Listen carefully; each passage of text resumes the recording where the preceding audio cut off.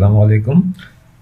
Sitcom Pappu परेशान ये number 8 है और इसका सीन नंबर 9 है। उस पिछले सीन में हमने बताया कि मिसिज खान आके बताती है कि ये चोर नहीं है और वो मिसिज खान एसएसपी सुल्तान खान की वाइफ है। तो इसलिए सब घबरा भी जाते हैं, पुलिस वाले भी डर जाते हैं। तो ये आप वो उसको कहती है, मतलब मैं आपको तफसील बताती हूँ। वो तफसील ये है कि इस वो सीन दिखाए जाएंगे और वॉइस ओवर ये मिसिज खान की होगी, यानी सीन होंगे। मैं बताऊं क्या कौन सा सीन होगा। और इसमें जो आवाज़ चल रही होगी ना बैकग्राउंड, वो मिसिज खान की होगी। जो बैकग्राउंड आवाज़ चलती है मैं इसके बारे में बयान कर चुका हूँ, ये इसे वॉइस ओवर कहते हैं। बहरहाल अब वो सीन दिखाए जाने के मिसिज खान कुछ बोल रही हैं, तो सीन पहले मैं बता देता हूँ और क्या बोल रही है वो आगे मैं बयान करूँगा। सीन में मिसिज खान की सिर्फ आवाज़ है, वो वॉइस ओवर है। तो पहले कुछ टुकड़े टुकड़े सीन होंगे। पहले सीन में मिसिज खान गैराज में पप्पू को अपनी कार टो करके लाने का वो बता रही है, ठीक है। दूसरे सीन में लाल रंग की कार सड़क पर खड़ी है, वह मिसिज खान का ड्राइवर आकर बोनट खोलकर कार को ठीक करके स्टार्ट करके ले जाता है। यानी जो मिसिज खान की जो कार होती है लाल रंग की, वो एक ड्राइवर आता है, वो ड्राइवर की उसमें यूनिफॉर्म में, और वो आके उसको स्टार्ट करके ले जाता है। मिसिज खान की कार के जाते ही ठीक उसी जगह एक और ऐसी ही कार, यानी उसी ही रंग की लाल रंग की कार आकर खड़ी होती है और कार से एक आदमी मोबाइल पर बातें करते हुए करीब की एक बिल्डिंग में जाता है। यानी कार वो करके मोबाइल से बात करते हैं। अमूमन आदमी अपने तो वो कोई करीब में बिल्डिंग है या कोई है उसमें वो चला जाता है। ठीक उसी वक्त पप्पू और पाशा वहाँ आते हैं उस सड़क पे। उस आदमी की कार को मिसिज खान की कार समझकर रस्सी जंजीर से बांधकर टो करके ये ले जाते हैं।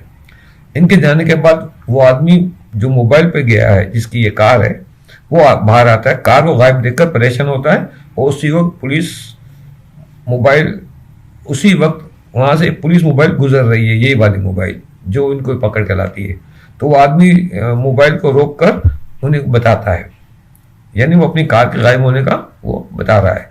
हवालदार इस बात में सर हिलाता है और मोबाइल के ड्राइवर को आगे जाने का इशारा करता है।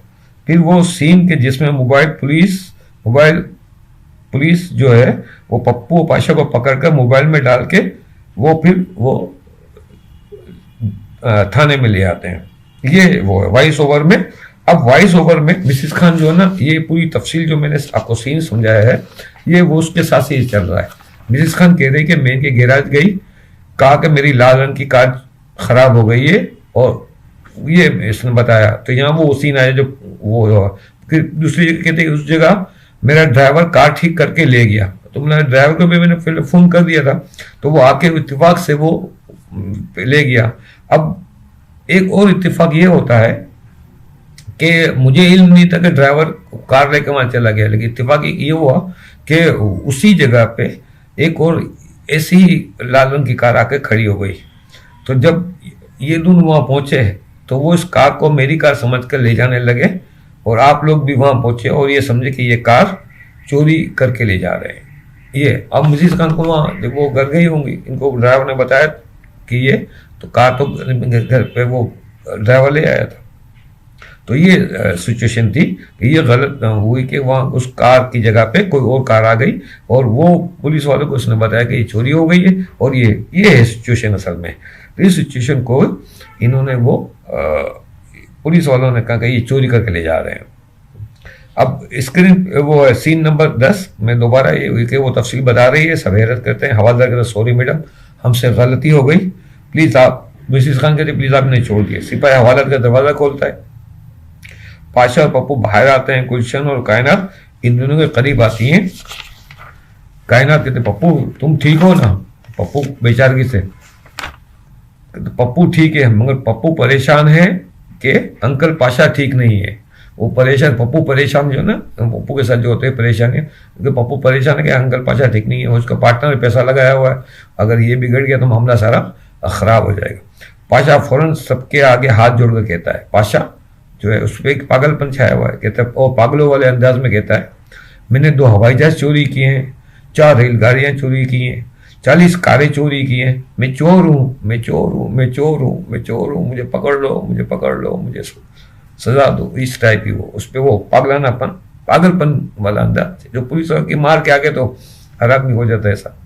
सब हैरत से देख रहे हैं, यहाँ कॉमेडी म्यूजिक बजती है, सीन कट होता है, ये सीन खत्म हो गया, ठीक है।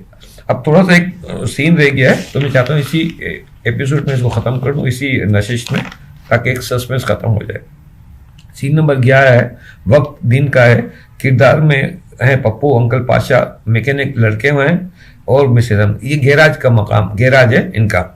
तो स्क्रीन प्ले में कि 2 मैकेनिक लड़के गैराज में काम कर रहे हैं। पप्पू अंकल पाशा टेबल कुर्सी पर रजिस्टर में कुछ लिख रहे हैं और टोटल कर रहे हैं। इन दोनों के चेहरों पे चोट के जो घेरे निशान थे ना पिछले सीन में, अब वो थोड़े हल्के हो गए, यानी हल्के सीन हो गए। कपड़े भी इन्होंने साफ सुथरे पहने हैं, इसका मतलब हुआ कि कुछ दिन गुजर चुके हैं, चोटें इनकी कम हो गई हैं। इतने में वो जो है एक खातून और आती हैं, वो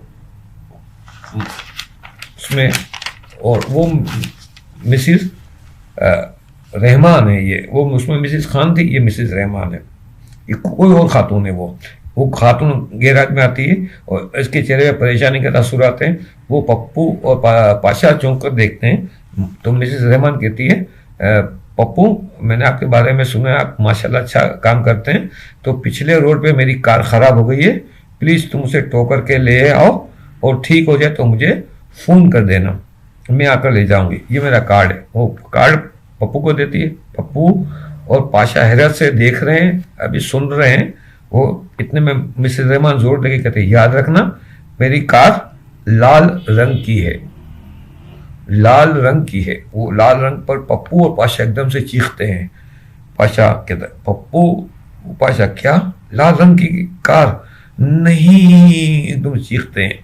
उनके चीखने पे वो चीख के यूं पीछे होते हैं घबरा के, और दोनों के चेहरे पे खौफ के तासुर आते हैं। और यहाँ सीन फ्रीज होगा और कॉमेडी सीन चलेगी, आपको क्लियर होगा, यहाँ सीन फ्रीज होगा, कॉमेडी सीन होगा, और ये एपिसोड ये खत्म हो जाएगा। फिर अगले एपिसोड में एक नई कहानी के साथ होता है, लेकिन मैंने अभी नए अगले एपिसोड लिखे नहीं है, एक ही एपिसोड मैंने लिखा था। तो ये सिटकॉम पप्पू परेशानी यहाँ हमारा मुकम्मल हो चुका है। तो आपको ये समझ में आ गया कि ये सिचुएशन थी, दोबारा वो सीन हुआ, एक कॉमेडी है ये चीज़, तो ये सिटकॉम कॉमेडी कहलाती है। सिचुएशन भी आपको समझ में आ गई, सिचुएशन का मैं पहले भी बता चुका हूँ। फिर भी अगर आपको सवाल होंगे तो मैं इंशाल्लाह इसको वाज़ेह करूँगा अपने किसी अगले प्रोग्राम में। तो अगली इंशाल्लाह हम एक ला रहे हैं एक और सियासी कॉमेडी सिटकॉम। अभी तक जो मैंने सियासी वो दिया है, वो आपको एक टॉक शो आपने सुनाया है मैंने, जो पहली मेरी ये वीडियोस में मैं 5-6 वीडियोस में शुरू की, वो सियासी टॉक शो था। ये सियासी सिटकॉम होगा, यानी पॉलिटिकल या पॉलिटिशियन या पॉलिटिकल सिटकॉम कह लीजिए इसको। तो ये होगा, तो वो इंशाल्लाह हम कल से इसको फिर शुरू करेंगे। तो अगली नशिश तक के लिए इजाज़त दीजिएगा, ख्याल रखिएगा। आपको अच्छा लगे मेरा ये गुफ्तगू, ये स्क्रिप्ट वगैरह, कहानियाँ वगैरह, बातें सारी, तो इसे आप शेयर कीजिए, आगे लोगों तक पहुँचाइए, सब्सक्राइब कीजिए चैनल को कामयाब बनाएं। जितना चैनल कामयाब होगा तो इंशाल्लाह मेरी कोशिश होगी कि आगे ये चीज़ें मैं इसको रिकॉर्डिंग करके, शूट करके इसको बाकायदा आपके सामने पेश भी कर सकूँ। तो अगली नशिश तक के लिए इजाज़त दीजिए। अल्लाह हाफिज़।